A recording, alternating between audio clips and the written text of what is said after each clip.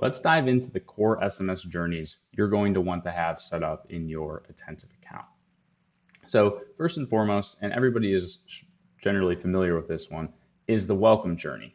So this is designed to welcome your new subscribers to your SMS marketing program.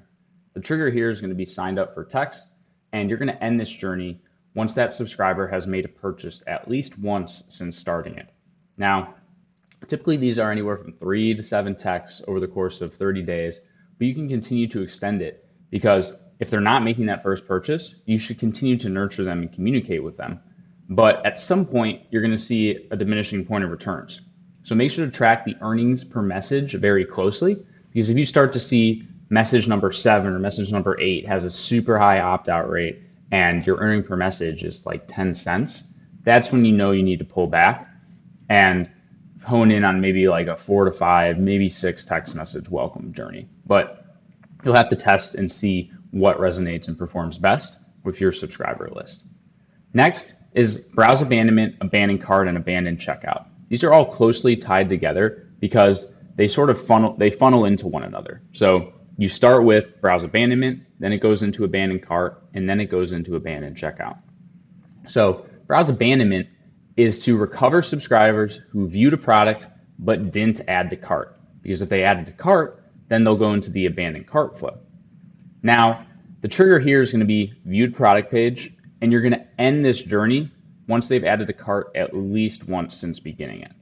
And the one unique thing to watch out for here, and the Attentive platform won't even allow you to do it, but you can't send more than one abandonment text. So for browse abandonment, abandon cart, and abandon checkout, you're only allowed to send one text. So make sure that you test it aggressively because you have one opportunity in each one of these journeys to get that conversion. Next is abandon cart. Now, this is to recover subscribers who added a product to their cart but didn't begin checkout.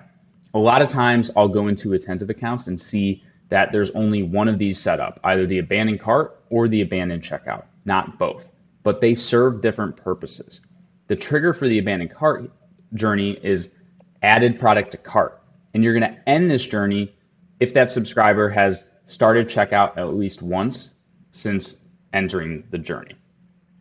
Next is abandoned checkout, and with the abandoned checkout, you're actually able to pass through the checkout link that has all of the products pre-populated because of the fact that they've now started a checkout. And so in Shopify, you have the checkout tokenized, and so that entire checkout can get sent through to Attentive and passed via text.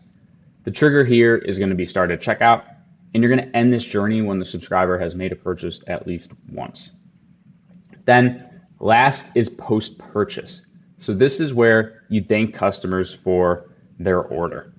The trigger is going to be made a purchase, and you're going to end the journey at an undefined time period or when they've made another purchase in that journey. I like to split it up into a replenishment flow and a customer win-back flow, or replenishment journey and customer win-back journey. So typically, I will end this at an undefined time period. I'll just send a thank you text and then maybe another one a couple days later just to check in. But then it all moves into the replenishment flow and the customer win-back. So we'll dive into those in the advanced SMS journey section that's coming up later in this course. Now, those are the main sort of core 5 ones that you're going to want to have, but there's a couple of tips and tricks that I like to use to maximize the ROI in these journeys. First, test things like time delays. So in your abandoned checkout, test to see if 30 minutes, 45 minutes, or a 60-minute wait performs better with your subscribers. Then there's branching your journeys by new versus returning customer. So in abandoned checkout again, you can tailor the messaging and communication based on whether that subscriber is a new or returning customer. There's a different way that you're going to want to speak to somebody who's never purchased before versus past customers. Another way to extend some of these journeys is to branch the post-purchase journey by number of orders. So often I see brands will have just a simple generic thank you text when you could really be personalizing this based on whether it's order number 1, order 2, order 3, order 4, order 5, and so on. And you want to do that because customers who've ordered from you 5 times or more, those are super valuable. So you should spend a little bit of time and effort in personalizing that experience for them because they're the ones who are going to drive most of your revenue and are the most likely to come back and make another order.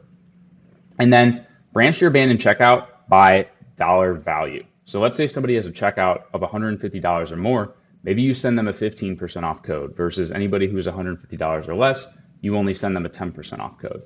That allows you to get a little bit more personalized with the type of offers that you're presenting. So those are your core SMS journeys. Next, we're going to dive into how to actually set up each one within the Attentive platform.